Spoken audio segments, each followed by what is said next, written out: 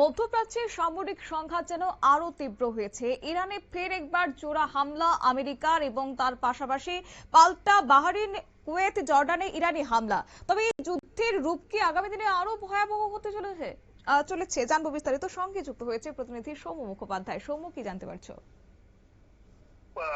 সমঝোতার পথ ছেড়ে নতুন করে সংঘাতের রাস্তাতে হাঁটছে ইরান এবং আমেরিকা। এবং গত ২-৩ দিনের মধ্যে দ্বিতীয়বার হামলা করেছে আমেরিকা। বুধবার হরমুজের উপকূলবর্তী ইরানের সামরিক ঘাঁটি এবং ক্ষেপণাস্ত্র কেন্দ্রগুলো লক্ষ্য করে হামলা চালানো হয়েছে আমেরিকার পক্ষ থেকে। পাশাপাশি ইরানের একটা বিশাল বড় ক্যান্সার হসপিটাল, সেখানেও হামলা চালানো হয়েছে। তবে মৃত্যু কিছু হয়নি বলেই খবর পাওয়া যাচ্ছে। হসপিটালের যে পরিকাঠামো সেটা ব্যাপকভাবে ক্ষতিগ্রস্ত হয়েছে। এবং ইরানের এই হামলা চালানোর পরে আমেরিকা যে হামলা চালিয়েছে, তারপরে কিন্তু ইরানও পাল্টা আক্রমণ করেছে বাহরাইন, কুয়েত, জর্ডন এবং আরো বেশ কয়েকটি মার্কিন সেনাঘাঁটিতে। সেখানে কিন্তু লাগাতার হামলা তারা চালাচ্ছে। পাশাপাশি আমেরিকার এই জোড়া হামলা নিয়ে তারা মুখও খুলেছে।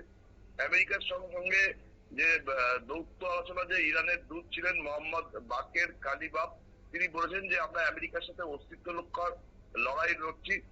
এবং ইরানের যে ইসলামিক রেভলিউশনারি গার্ড কোর, তারা যে বাহরাইন, কুয়েত এবং জর্ডানের মার্কিন সেনাবাহিনীতে হামলা করেছে, সেটাও কিন্তু ইরানের দূত মোহাম্মদ বাকের কালিবাফ তিনি কিন্তু স্বীকার করেছেন।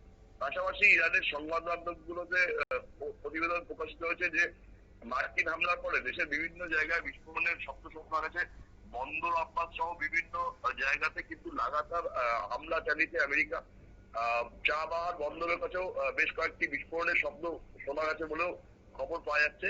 মূলত ইরানের যে হরমুজ তীরবর্তী যে সামরিক পরিকাঠামোগুলো রয়েছে এবং যে বন্দরগুলো রয়েছে, সেগুলো পুরোপুরি অকেজো করতেই মার্কিন সেনা হামলা চালাচ্ছে। এবং সেই জন্যই টুনাব দ্বীপেও হামলা চালানো হয়েছে।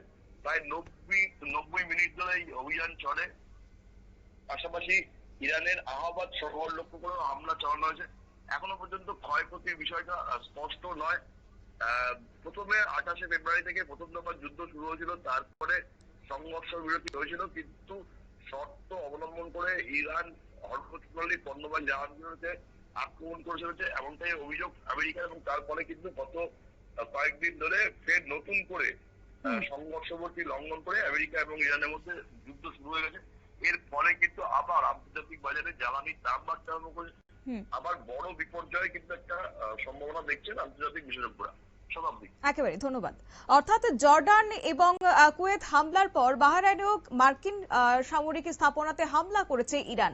আর এই হরমুজ প্রণালীকে কেন্দ্র করে যে যুদ্ধের আবহ চলছে, আগামী দিনে আরো ভয়ঙ্কর হতে পারে বলে বিশেষজ্ঞরা আশঙ্কা করছেন। তার মূল প্রভাব কিন্তু আখেরে গিয়ে আন্তর্জাতিক বিশ্ব বাজারে জ্বালানি তেলের উপর প্রভাব পড়তে পারে বলে আশঙ্কা।